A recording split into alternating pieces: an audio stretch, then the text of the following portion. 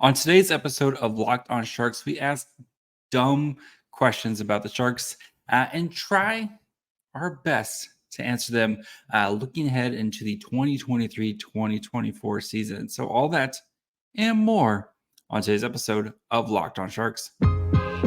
You're Locked On Sharks, your daily podcast on the San Jose Sharks. Part of the Locked On Podcast Network, your team every day.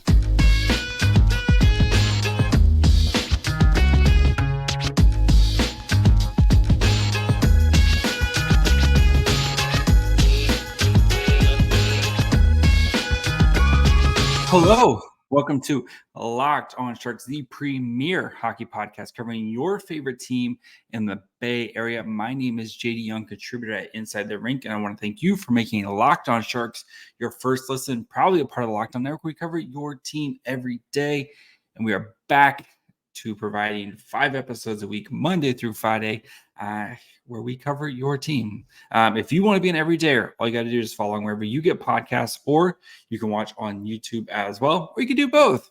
But today, we're going to be asking dumb questions about the Sharks. And full transparency, if you listen to the Around the NFL podcast a couple weeks ago, they did a segment called Dumb Questions. And these are just kind of questions about the Sharks and that, you've kind of heard throughout the season or heard throughout the off season, and, just kind of some of thoughts where maybe I haven't been able to kind of put together a full episode, but it's things I still wanted to tackle. So we're going to be answering some dumb questions about the Sharks.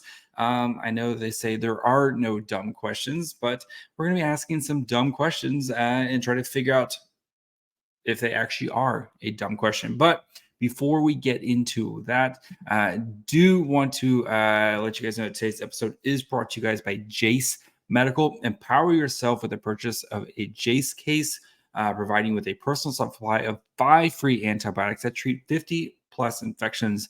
Get yours today at jacemedical.com. That's JASE medical.com. And the first dumb question for the Sharks is, are the Sharks actually the worst team in the NHL? And there's a lot of evidence pointing to the Sharks being the worst team in the NHL. If you look at our good friends FanDuel, their betting odds, you can go on and see, the futures bets, right? Kind of these long-term bets on where teams might finish, which teams might make it the playoffs. The Sharks have the lowest projected over-under at 65.5 points. This would be an improvement from last season, but still is projected to be the worst team. They even have a prop on which team will have the worst regular season record, and the Sharks are the favorites, the clear favorites in this, with a plus 270. So what that means is if you bet $100, the Sharks will be the worst team, have the worst record. You would win $270 from that. So the Anaheim Ducks at plus 390, the Chicago Blackhawks at plus 650, Montreal Canadiens plus 750, Columbus Blue Jackets plus 800, and the Philadelphia Flyers round out kind of the top 6 there at plus 1,000. If you want to get really spicy, you can bet the Carolina Hurricanes have the worst record, and it's plus 20,000, which would be something terribly would have to go wrong for that to happen. But right, betting team, Vegas and betting, companies, they don't want to lose money, so they are very smart usually when they try to kind of place these odds. And you look at the evidence, right? Erik Karlsson, reigning Norris Trophy, 101 points, traded this offseason, right? The Sharks traded Timo Meier at the deadline last season, Brent Burns the season before. This team is shedding quality players. These guys are all still very good players, right? You could make an argument that out of those 3 guys, Brent Burns is probably the worst player, right? I mean, if you had to power rank them and which player you'd want right now, I think Brent Burns is number 3. If I mean you're kind of picking nits right there, but still, the Sharks have jettisoned a lot of former great players in the organization as they attempt to this rebuild. They just missed being one of the worst teams last year. The moves they made this summer, yes, they added quality depth pieces and Anthony Duclair. You added plenty of reclamation projects and Mike Hoffman, Granlund, Zadina, Mackenzie, Blackwood, who we'll talk about here in the next segment.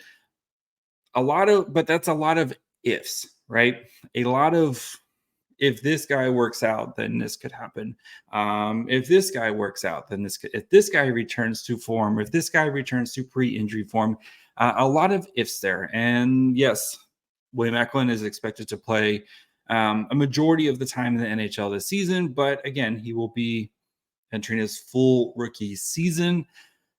There's going to be ups and downs with Eklund, right? As much as I believe in Eklund, it's going to be ups and downs night from night, because that's just what happens when you go making that jump from the AHL to the NHL, right?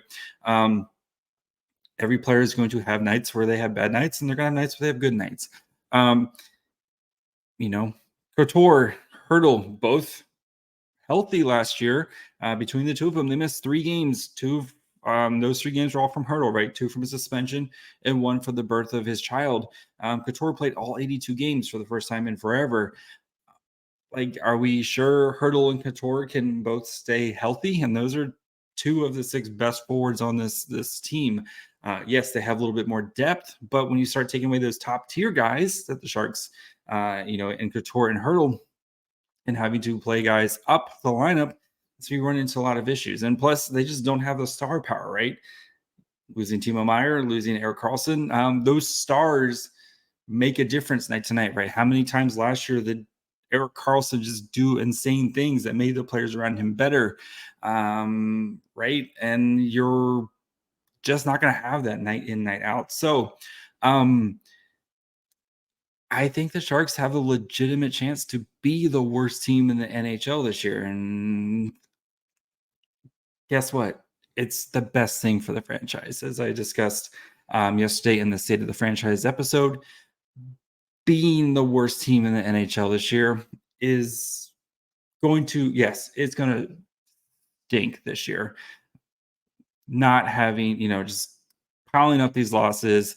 It's going to suck for the guys in the locker room. It's going to suck for the, all the like day-to-day stuff. But for the long-term future of this organization, putting yourself in a position to draft the best player in the draft, whether that's Celebrini, whomever you decide is the best player in this draft, putting yourself in that position for the long-term future of the franchise is the best thing you can do. So short-term pain for a long-term gain. So I don't think it's a dumb question that if the Sharks are legitimately the worst team in the NHL, and there's things that could happen, right?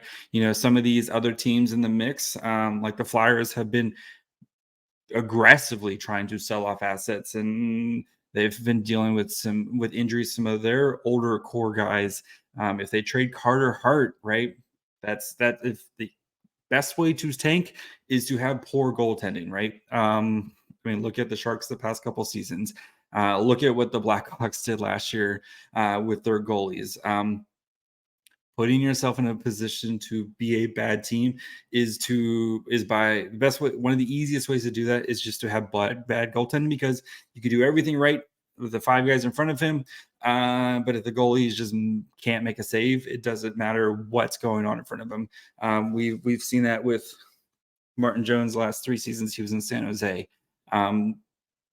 So there'll be plenty of contenders, but I think as of right now, the Sharks have to claim the throne as the worst team in the NHL until proven otherwise, and especially with the start of their season, which is a murderer's row of games. If you haven't seen the Sharks schedule to start, let me pull it up for you right now, because it is brutal. Pulling it up. So they start the season at home against the defending champion Golden Knights, Then they play the Colorado Avalanche at home, the Carolina Hurricanes, the Boston Bruins. So find your win in that there.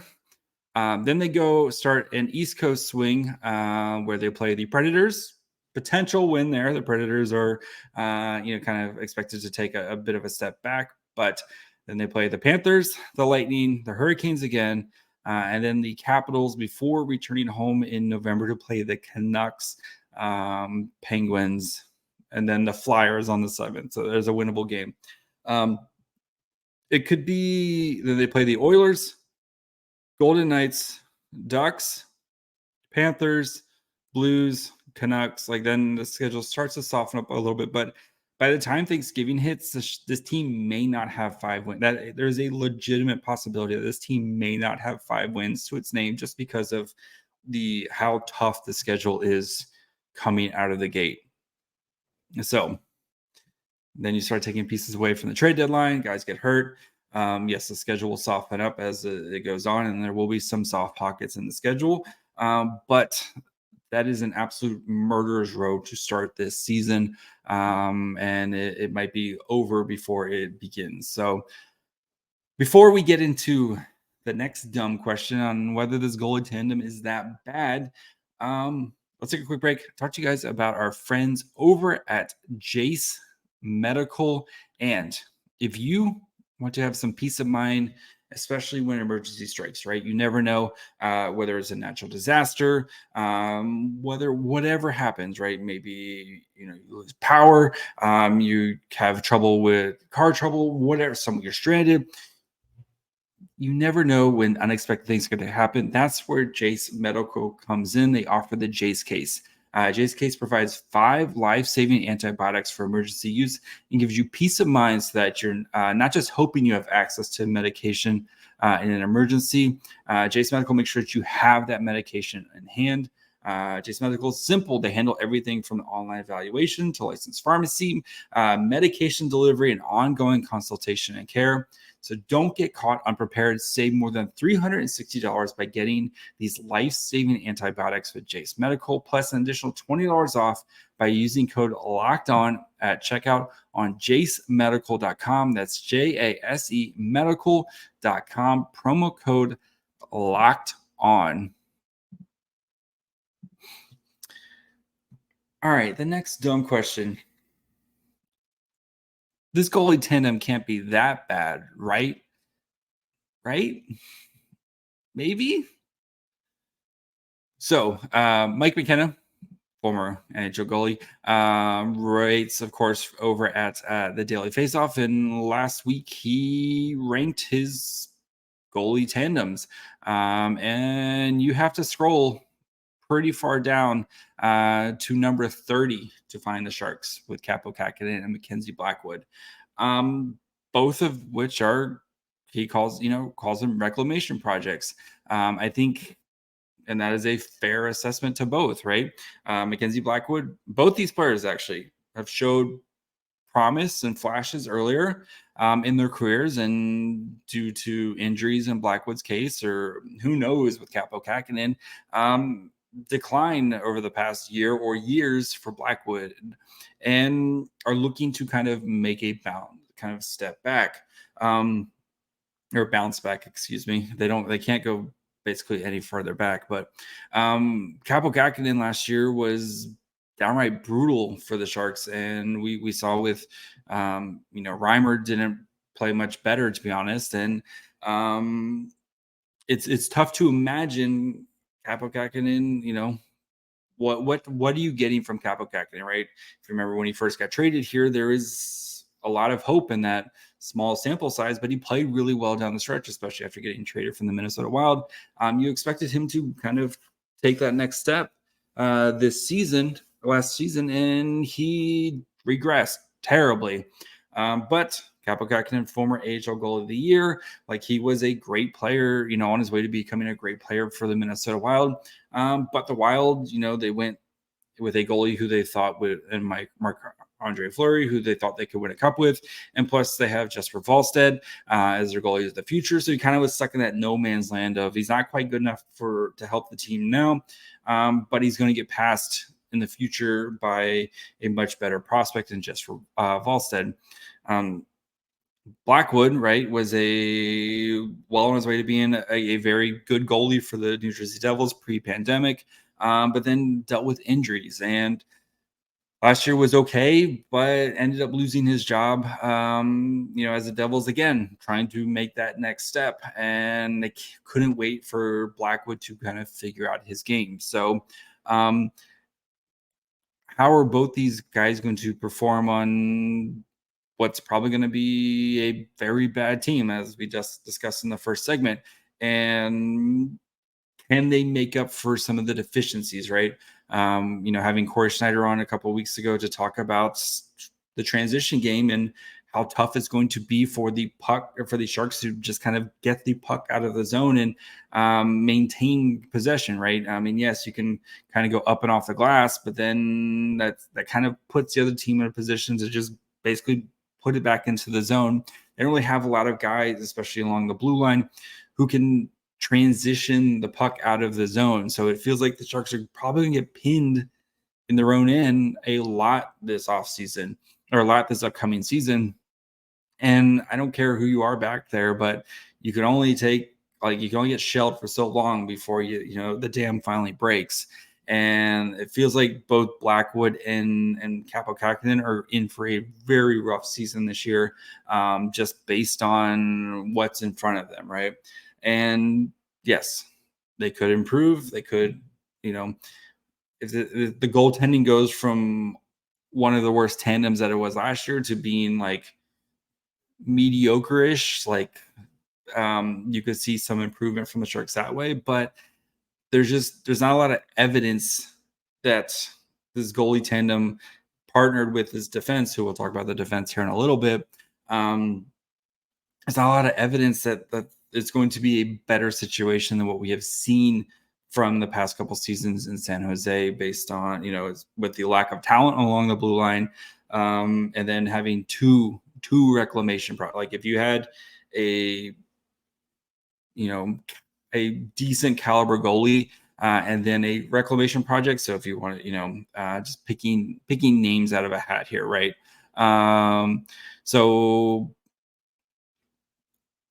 like Darcy Kemper, right? Darcy Kemper's been consistent, for the most part. Or we're like Thatcher Demko. Thatcher Demko was amazing a couple years ago. Of course, last year had a bit of a bad season. But one like a goalie like that, kind of one of those middle of the tier goalie. Like if you had a goalie like that, and then a potential reclamation project, at least you could kind of point to, okay, here's the path for them to get better.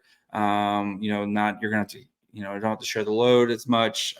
You can have you can maybe put your reclamation project in a little bit better positions. Maybe playing some softer teams, kind of build some confidence up. But they're both going to get fed to the Wolves this year. And I think all said and done, it's going to be a lot like what we've seen from the Sharks the past couple of seasons, where at the end of the season, we're going to look back and this tandem's going to have probably one of the worst save percentages combined, probably going to be looking at, one of the most expected goals against given up. They're just not put in a great position to succeed this season. And, I don't think it's a dumb question to ask. Are they the worst tandem?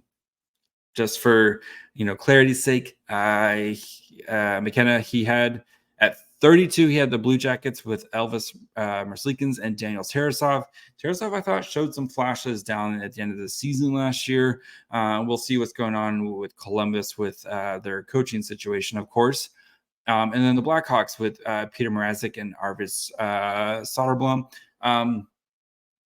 Mrazek has had flashes where he's played really well. There's new life in that franchise, of course, with Connor Bedard.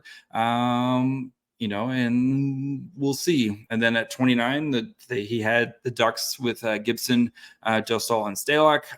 Stalock, God bless Stalock.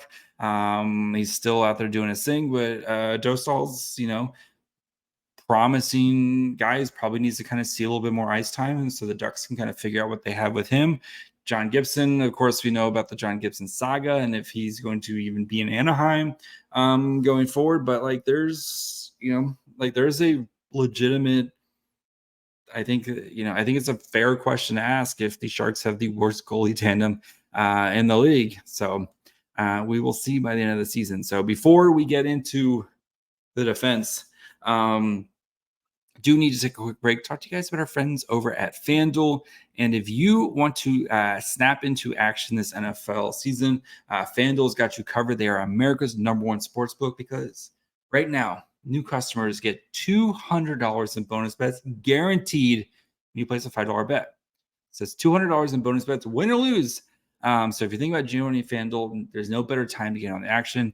The app is super easy to use. There's a wide range of betting options, including spreads, player props, overs, unders, futures, like we just talked about earlier with the Sharks futures, and more. If you want to look at some of the NFL ones, I really, really like the Dolphins this weekend.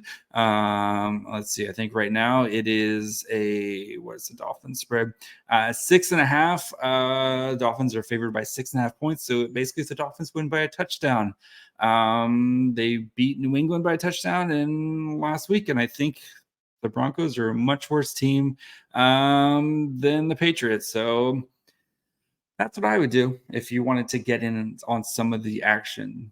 Go check out FanDuel right now. Like I said, FanDuel.com/lockedon and kick off the NFL season. FanDuel, official partner of the NFL. All right.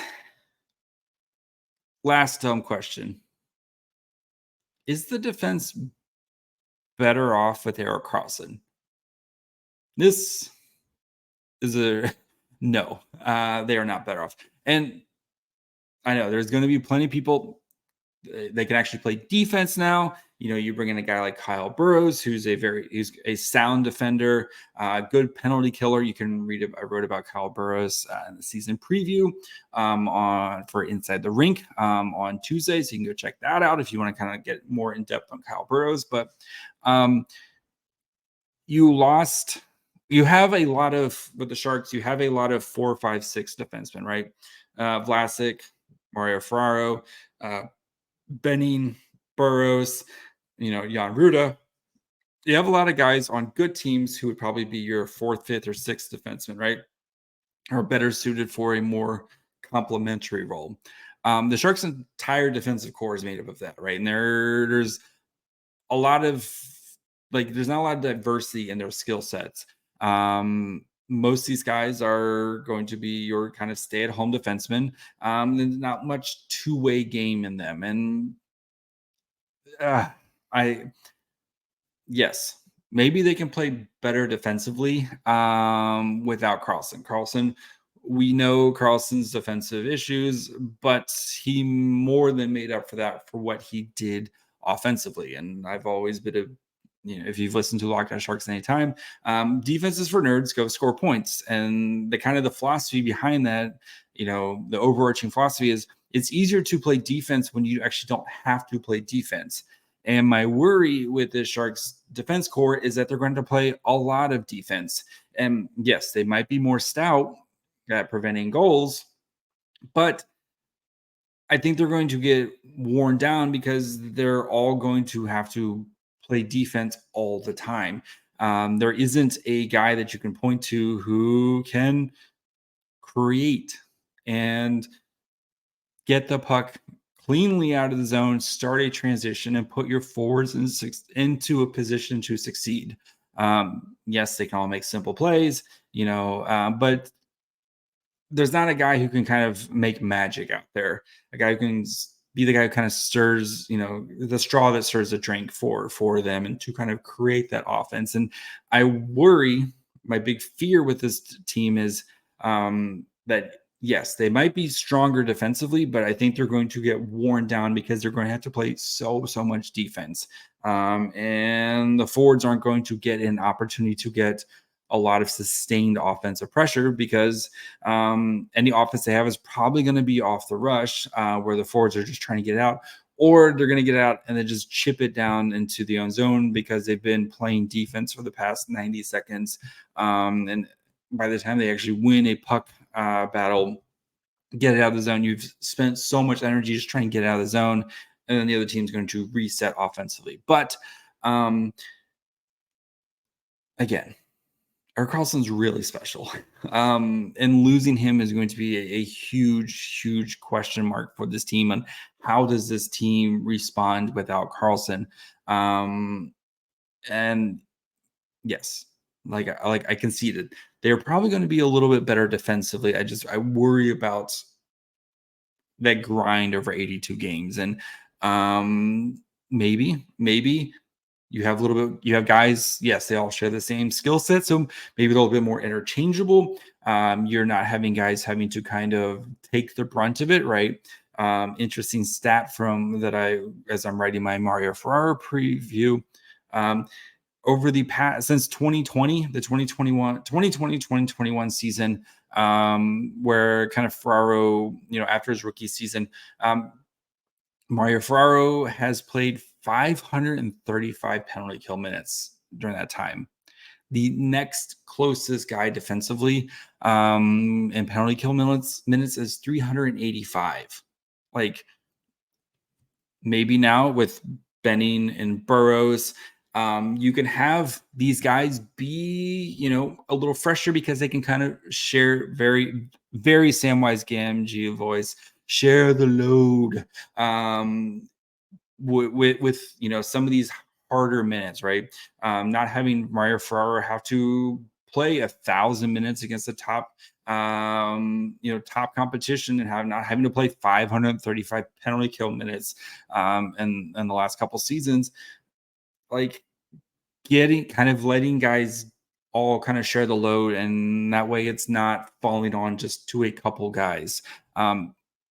You can see that, right? If everybody's kind of interchangeable, it allows guys to not have to, have a little bit more diversity in their role, because Ferraro doesn't have to be the top penalty killer. You can have everybody kind of play the same amount of penalty kill minutes.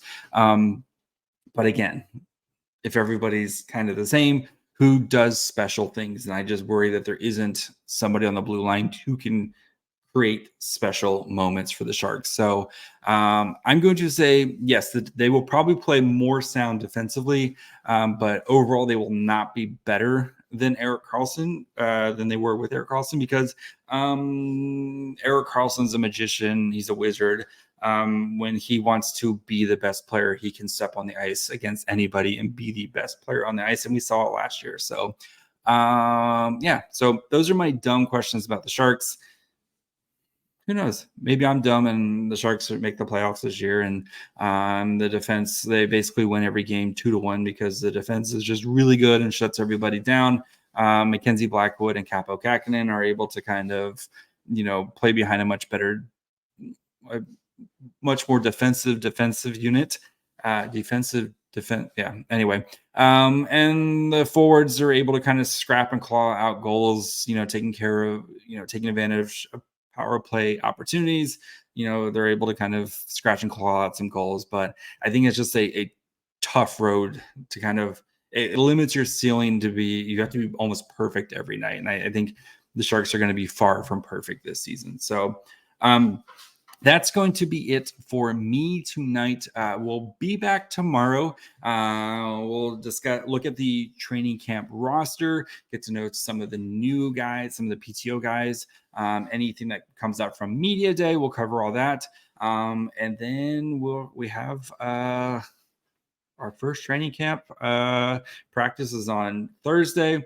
We'll be also kind of discussing, kind of looking what's going ahead, looking at some of the big training camp battles on Friday's episode. So we'll discuss what happens from training camp and looking at some of the big battles. And then we have our first preseason game on Sunday. So we'll be back on Monday with way overreactions to that. So make sure you guys are following along wherever you get podcasts. And of course, you can subscribe on YouTube as well. You can follow the show on Twitter, Facebook, Threads, and Instagram at Locked On Sharks. You can follow me on Twitter and Threads at My Fry Hole. Until tomorrow. Bye, friends.